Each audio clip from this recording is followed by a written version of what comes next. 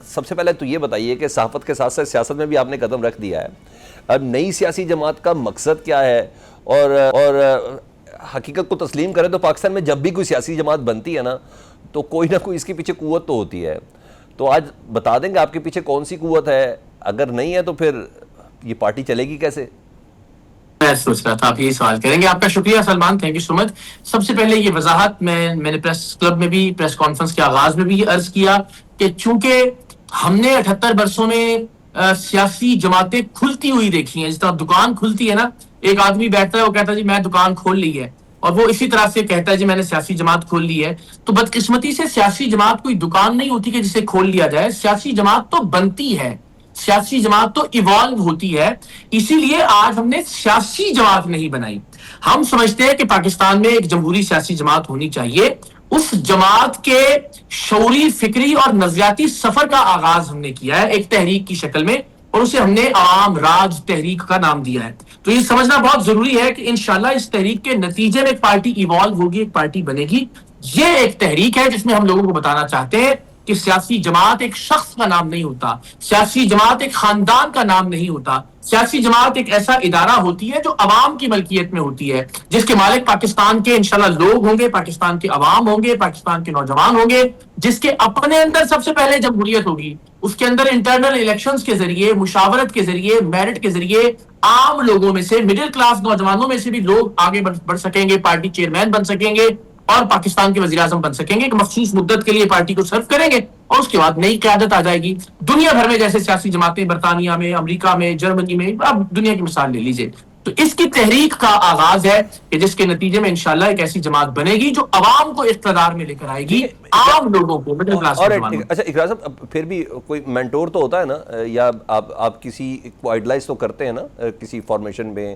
چلے آپ Peoples party کو نہیں کر رہے, پی ٹی آئی کو نہیں کر رہے, نون لیگ کو کر رہے, کس کو آئیڈلائز کر رہے ہیں؟ یہ سیاسی جماعت کا, یہ تحریک کا کون ہے, کون پھر جس کو فالو کرنا ہے؟ کیونکہ آپ نے ابھی یہ بھی کہا نا کلمہ پڑھ کے کہ میں اللہ کو حاضر ناظر جان کے عہد کرتا ہوں, نہ میں کسی سیاسی یا حکومتی سرکاری عہدہ بھی نہیں لوں گا. تو وہ کون لوگ ہوں گے جس کو عوام نے فالو کرنا ہے؟ ووٹ تو ڈالنا ہے نا عوام نے, جب بھی ڈالنا ہے. جی یہی تو بدنصیبی رہی ہے نا. ہم سمجھتے ہیں کہ بس ایک آدمی کو فالو کرنا ضروری ہے.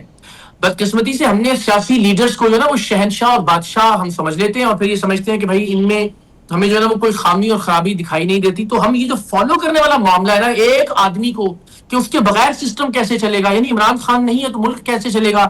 نواز شریف چلے جائیں گے جدہ تو نون لیگ کیسے چلے گی؟ زرداری صاحب یا بھٹو صاحب کی غیر موجودگی میں پیپلز پارٹی کیسے چلے گی؟ اسی مائنڈ سیٹ سے تو نکالنے کی یہ تحریک ہے. ہم یہ کہتے ہیں کہ یہ جو جملہ ہے نا کہ جی لیڈر تو ایک ہی ہوتا ہے, لیڈر صدیوں میں پیدا ہوتا ہے, یہ بڑا فراڈ کیا گیا پاکستان کے لوگوں کے ساتھ. انہیں یہ بتانے کے لیے اور ذہنی غلامی میں رکھنے کے لیے کہ لیڈر آپ نہیں ہو سکتے, لیڈر آپ کی اولاد نہیں ہو سکتی, لیڈر صرف یہی ہو سکتا ہے جس کے پاس سرمایہ تھا, جس کے پاس پیسہ تھا, جو اتفاق فاؤنڈری والا تھا, یا جو وزیر اعظم کا بیٹا تھا, یا جو وزیر اعظم کی بیٹی تھی, یا جو امیر زادہ تھا, کوئی ایجوکیشن کالج کا پڑھا ہوا تھا, یا وڈیرا تھا, یا جاگیردار تھا. ہم نے اسی مائنڈ سیٹ سے نکالنا ہے کہ لیڈر سسٹم ہوتا ہے.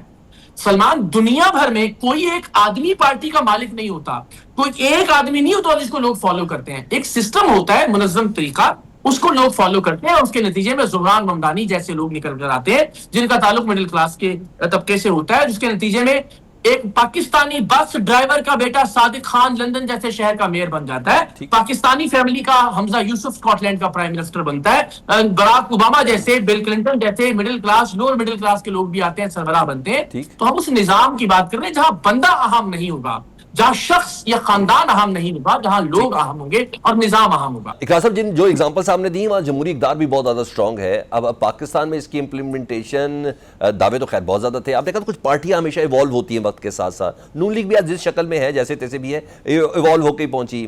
ایک زمانے میں بھٹو راج تھا, وہ بھی ایوالو ہو کے آج اس شکل میں ہے کہ بلاول بھٹو زرداری صاحب ہیں اور پیپلز پارٹی ہے. تحریک انصاف بھی کوئی اچانک تو نہیں لانچ ہوئی نا, تو عوام راج اب یہ تحریک ہے. تو اس کو کہا جا رہا ہے کہ شاید تحریک انصاف کا کوئی متبادل ہو. تو سر 24 سال یا 22 سال تو تحریک انصاف نے بھی کوششیں کی تھیں, تو پھر جا کے وہ ایک عدد مسنت میں بیٹھے اور آج عتاب میں ہیں. اچھا دیکھیے, میں ایک تو بڑا ادب سے, احترام سے اپنا احتجاج ریکارڈ کرواتا ہوں. آپ جنہیں سیاسی جماعتیں کہہ رہے ہیں, میں بہت معذرت کے ساتھ اختلاف کرتا ہوں کہ یہ سیاسی جماعتیں نہیں ہیں, یہ تو شخصیات ہیں. آپ عمران خان کو سیاسی جماعت سمجھ کر بیٹھے ہوئے ہیں, آپ نواز شریف کو, زرداری صاحب کو یا بلاول بھٹو صاحب کو سیاسی جماعت سمجھ کر بیٹھے ہوئے ہیں. سر سیاسی جماعت ایک مکمل ادارہ ہوتی ہے جو پاکستان میں آج سے پہلے ایک آدھ کے علاوہ کوئی اور نہیں ہے. تو میں یہ عرض کر رہا ہوں کہ وہ تو ایک بندہ تھا, وہ بیٹھتا ہے, وہ کہتا ہے جی میں نے دکان کھول لی ہے, میری یہ سیاسی جماعت ہے, میں اس کا مالک ہوں, میں اس کا چیئرمین ہوں, جب تک زندہ رہوں گا میں اس پر مسلط رہوں گا, ہر فیصلہ میں اکیلا کروں گا, جو میرا فیصلہ ہوگا اس کو چیلنج کرنے کا کوئی میکینزم ہی نہیں ہوگا پارٹی. تو ڈکٹیٹرشپ ہے. تو یہ لوگ تو سیاسی ڈکٹیٹرز تھے بدقسمتی سے پاکستان کے, جنہوں نے جمہوریت کے نام پر آپ کو ہمیں بے وقوف بنایا 78 سال تک. تو بھائی میں آپ سے عرض کرتا ہوں, ہم نے اگر ملک میں جمہوریت کی لڑائی لڑنی ہے تو پہلے آپ کو پارٹی کے اندر جمہوریت لے کر آنا پڑے گی. اگر آپ ملک میں فیئر الیکشنز کی بات کرتے ہیں تو تھوڑی سی ذرا ہمت پیدا کیجئے, پارٹی کے اندر فیئر الیکشنز کروائیے پہلے. اگر آپ ملک میں آئین کی بالادستی کی بات کرتے ہیں تو پہلے پارٹی کے آئین پر عمل کریں. تو آج تک ایسی کوئی مثال پاکستان میں موجود نہیں تھی. ان جماعتوں کو تو جماعت کہنا ہی میں سمجھتا ہوں کہ توہین ہے سیاسی جماعت کی, اس لیے کہ یہ افراد ہیں, یہ شخصیات ہیں. تو جس سیاسی ادارے کی ہم بات کر رہے ہیں وہ ایوالو ہوگا, وہ انشاءاللہ پاکستان کے لوگ اس کو بنائیں گے, پاکستان کے لوگ اس کے مالک و مختار ہوں گے. اس کے اندر یونین کاؤنسل سے لے کر مرکز تک انٹرنل الیکشن کا ایک پروسیس ہوگا. ہر سطح کے جو عہدیدار ہیں وہ منتخب ہوں گے, میرٹ کی بنیاد پر آئیں گے, کسی کی چاپلوسی سے آگے نہیں آئیں گے, کسی کی خوشامد پر آگے نہیں آئیں گے, اپنی دولت کے بلبوتے پر آگے نہیں آئیں گے, کسی سے رشتہ داری کی وجہ سے آگے نہیں آئیں گے. یہ نظام پاکستان میں بنے گا تو آپ دیکھیے گا قابل اور باصلاحیت ترین عام لوگ اور مڈل کلاس کے نوجوان آگے آئیں گے. اقرار صاحب, ابھی آپ کی نا آپ کی جو جماعت ہے اس کے نام کے ساتھ تحریک ہے, یعنی ایک کنٹینیوٹی ہے, یہ ایک پروسیس چلتا رہے گا. جھنڈا بھی لال ہے, وہ ہمیشہ انقلاب کی نشانی ہے. تو کچھ ایسی چیز تو شیئر کریں نا عوام سے اس پلیٹ فارم پہ کہ پارٹی کے منشور میں ایسی کون سی چیزیں ہیں جو جس پہ آپ نے سب سے پہلے, وہ اہم نکات ہے جس پہ ہم نے سب سے پہلے امپلیمنٹ کروانا, اور اس کے حوالے سے لوگوں کی ذہن سازی بھی آپ شروع کریں گے. یہی بات سمجھانے کی ہے. اگر آج اقرار الحسن منشور بتائے گا تو اس کا مطلب ہے ایک آدمی اپنا فیصلہ آج سے ہی مسلط کر رہا ہے لوگوں کے اوپر.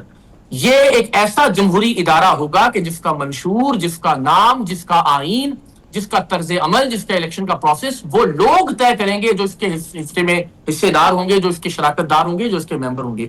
تو میں نہ اس پارٹی کا منشور, نہ میں آپ کو ایک بنیادی سی بات بتاتا ہوں, سادہ سی بات ہے. آپ جب تک کسان کی نمائندگی کے لیے جاگیردار کو منتخب کر کے ایوانوں میں بھیجتے رہیں گے مسئلہ حل نہیں ہوگا. کسان کی نمائندگی کے لیے کسان کے بیٹے کو ایوان میں بھیجنا پڑے گا. ہم اس کی تحریک چلا رہے ہیں. آپ مہنگائی کی بات کیجئے, آپ بے روزگاری کی بات کیجئے, آپ لا اینڈ آرڈر کی بات کیجئے, آپ نظام انصاف کی بات کیجئے. سارے مسائل اس وجہ سے ہیں کہ ہمارا سسٹم ٹھیک کام نہیں کر رہا.